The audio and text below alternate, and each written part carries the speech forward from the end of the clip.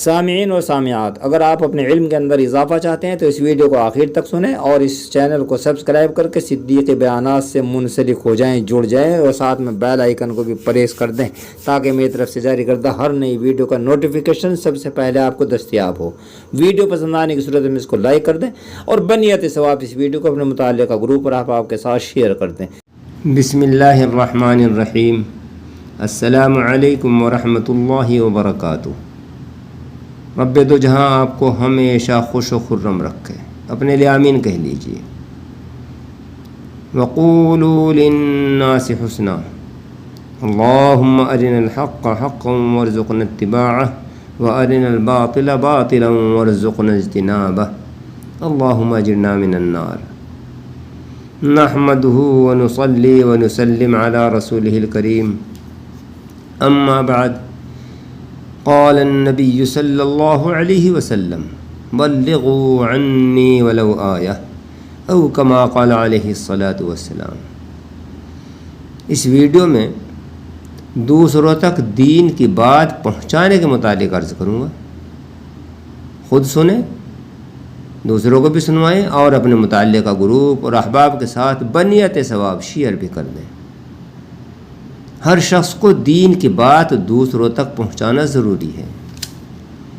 اللہ کے محبوب، وجہ تخلیق کائنات، فخر دو عالم، تاجدار بطحہ، صاحب معراج، سرور کائنات، امام الانبیاء، خاتم الرسل، نبی الامی، شافع محشر، ساقی کوثر، اولین و آخرین کے رسول، حسن اخلاق کے پیکر، یتیموں کے ماوا و ملجا، تاجدار مدینہ، احمد مجتبیٰ محمد مصطفیٰ صلی اللہ علیہ وسلم نے ارشاد فرمایا کہ میری طرف سے دوسروں تک پہنچا دو جو بھی تمہارے پاس ہے، بھلے ہی ایک آیت ہی کیوں نہ ہو۔ یعنی جس بات کا تمہیں علم ہے، دین کی جو بات تم جانتے ہو، اس کو دوسروں کو بھی بتلا دو۔ سامعین کرام، ہم نے خیال کر لیا ہے کہ یہ کام صرف علماء کرام ہی کا ہے، جو خیال فاسد ہے، بلکہ یوں سمجھیے کہ ہر شخص عالم ہے۔ سننے میں یہ ایک عجیب بات ہے، جبکہ حقیقت یہی ہے کہ جس شخص کے پاس جس قدر بھی دین کا علم ہے وہ اس کا عالم ہے، یعنی اس کو جاننے والا ہے۔ اگرچہ عموماً عالم اس شخص کو کہا جاتا ہے جس نے 7-8 سال لگا کر باقاعدہ مدارس اسلامیہ میں درسی کتب پڑھی ہوں، جبکہ لغوی اعتبار سے عالم جاننے والے کو کہتے ہیں۔ لہٰذا جو جتنی دین کی باتیں جانتا ہو وہ اتنا ہی عالم ہے، اور بیان کردہ حدیث کے مطابق اس کی ذمہ داری ہے کہ جو باتیں اس کے علم میں ہیں وہ دوسروں کو بھی بتلائے۔ اس کے برعکس اگر کوئی ایسا نہیں کرے گا تو وہ گنہگار ہے۔ قیامت کے دن ہر شخص سے سوال کیا جائے گا۔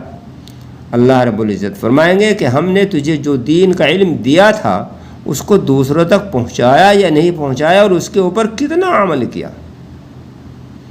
یہاں تک کہ آقا دو جہاں، رحمت للعالمین، رہبر اعظم، شفیع المذنبین، خاتم النبیین، نبی آخر الزمان، محمد عربی صلی اللہ علیہ وسلم نے ارشاد فرمایا کہ جو شخص ضرورت کے وقت دین کی بات چھپائے، دین کا مسئلہ چھپائے، تو قیامت کے دن اس کے منہ میں آگ کی لگام لگائی جائے گی۔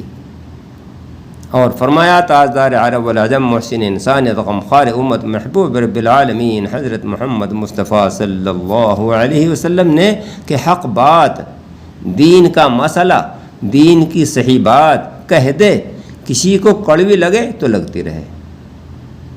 قل الحق وَإِن كَانَ مُرًّا او کما قال علیہ الصلاۃ والسلام۔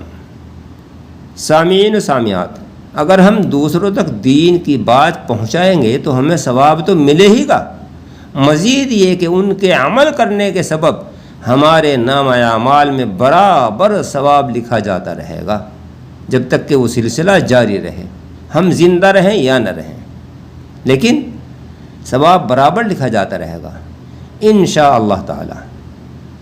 اسی کے مد نظر الحمدللہ اس وقت تک یہ گنہگار باقاعدہ جمعے کے خطبے سے قبل تقریباً 400 بیانات و تقاریر اور دیگر مقامات پر اجلاس وغیرہ کے مواقع پر تقریباً 50 بیانات کے علاوہ یوٹیوب پر الصدیق دینی چینل کے ذریعے 365 چھوٹے بڑے بیانات اور اسی طرح صدیقی بیانات پر 200 بیانات، اور ان کے علاوہ یوٹیوب پر شارٹ ویڈیوز اور ٹک ٹاک، موج، لائکی وغیرہ پر تقریباً 1000 ویڈیوز جاری کر چکا ہے۔ اور الحمدللہ خود میں نے اپنی آنکھوں سے بعض حضرات کو عمل کرتے بھی دیکھا ہے، خصوصاً داڑھی رکھنے کے معاملے میں۔ اور عموماً بہت سے لوگ نمازی ہوئے ہیں اور دنیاوی رسومات کو چھوڑ دیا ہے۔